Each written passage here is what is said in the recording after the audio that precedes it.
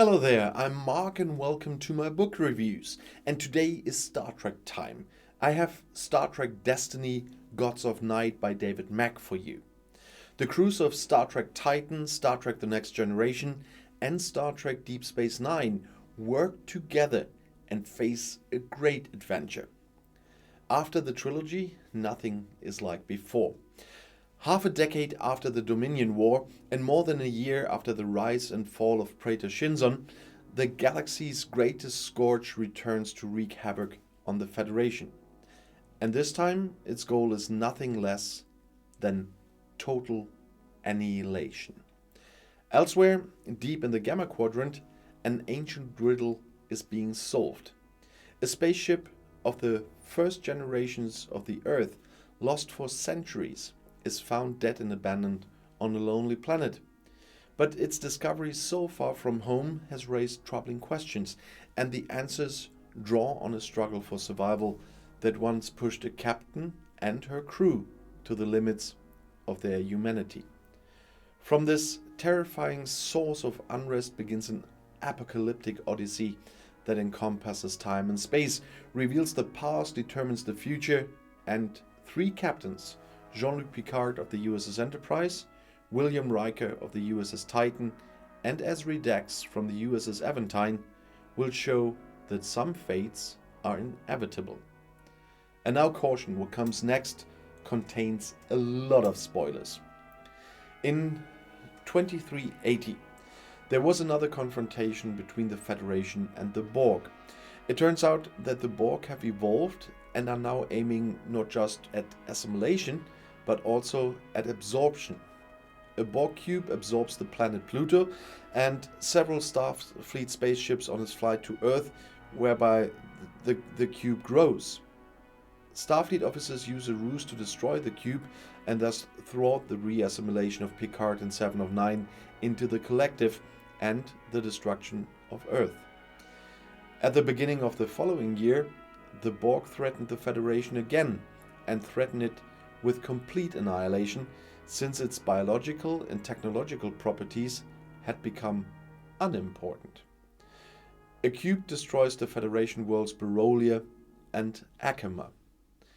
And in 2156, the USS Columbia in the border area of the Federation and the Romulans attacked by the enemy Romulans.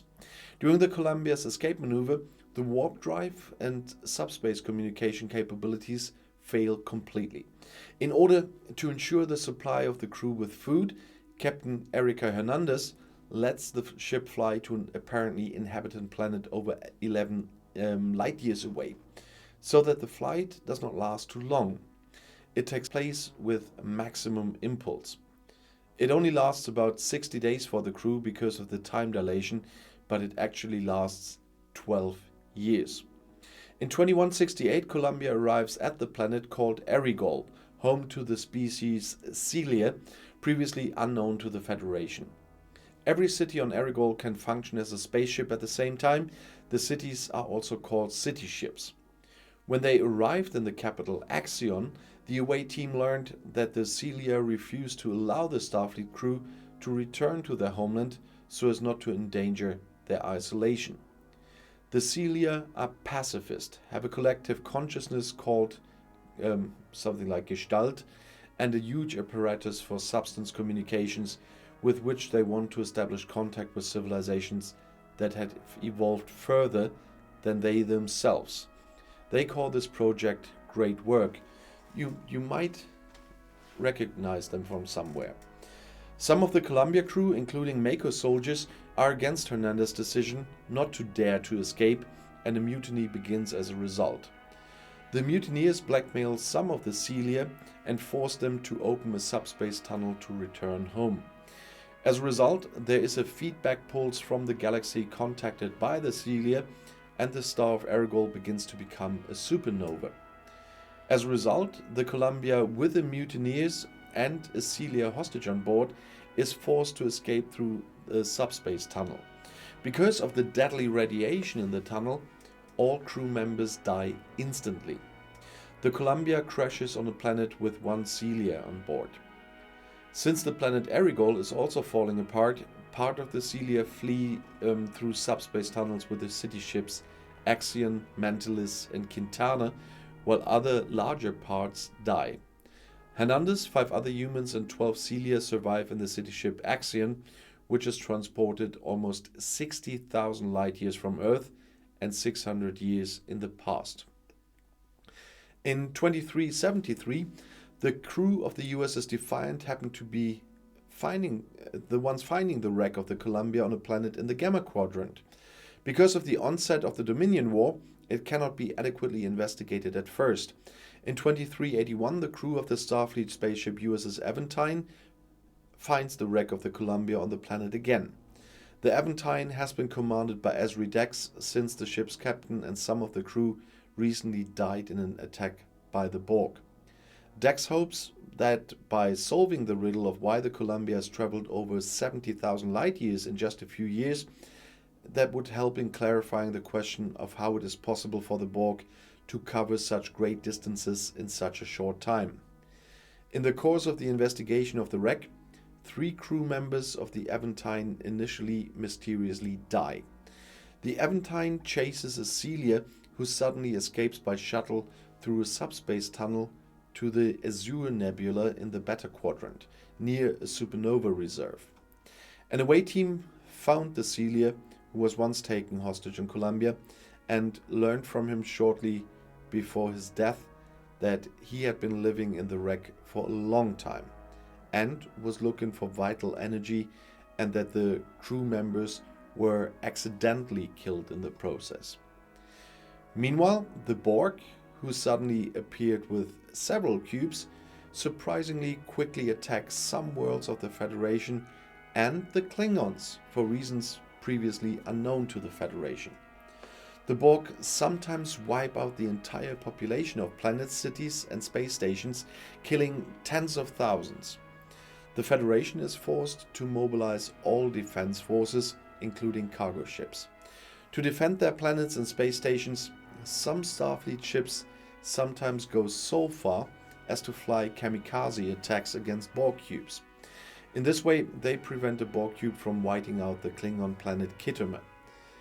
The Enterprise E is the only starship in Starfleet equipped with transphasic torpedoes. Apart from the kamikaze flights, these are the only effective weapon the Starfleet can use to destroy Borg cubes. The Starfleet leadership is against Picard's request to equip other Starfleet ships with this technology because they fear that the Borg could then adapt to it. You might remember where this technology comes from. Picard briefly comes into contact with the Borg Queen, who announces her intention that the human race should be completely wiped out. The inferiority of Starfleet to the Borg, along with the deaths of so many individuals, and the so far open question about the reason for the suddenly changed tactics of the Borg, throw Picard into despair. On the Enterprise, one discovers possible clues about the place of origin of the Borg in a wreckage. This also includes the Azure Nebula, for which the Enterprise immediately sets course. Meanwhile, Federation President Bako appoints 7 of 9, her new Deputy Security Advisor. In addition, the Klingon Chancellor Martok and his government agree to fight alongside the Federation against the Borg. In parallel to these events, the USS Titan in the Beta Quadrant happened to have some quantum waves which could indicate Borg activities. At the starting point, a few light years away, the Titan discovers a planet-like sphere. As a Titan away team investigates its insights, it comes across some Celia and Captain Hernandez, who welcome them to the planet New Erigol. The author David Mack is the author of numerous Star Trek novels, including USA Today bestsellers A Time to Heal and A Time to Kill. He developed the Star Trek Vanguard series with editor Marco Palmieri and wrote the first and third volumes.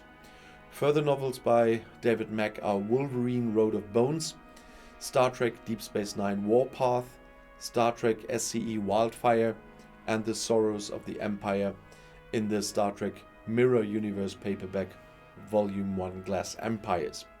Before writing book, Mack collaborated with John J. Ordover on the episode Starship Down from Season 4 of Deep Space Nine, as well as the story framework for It's Only a Paper Moon from Season 7.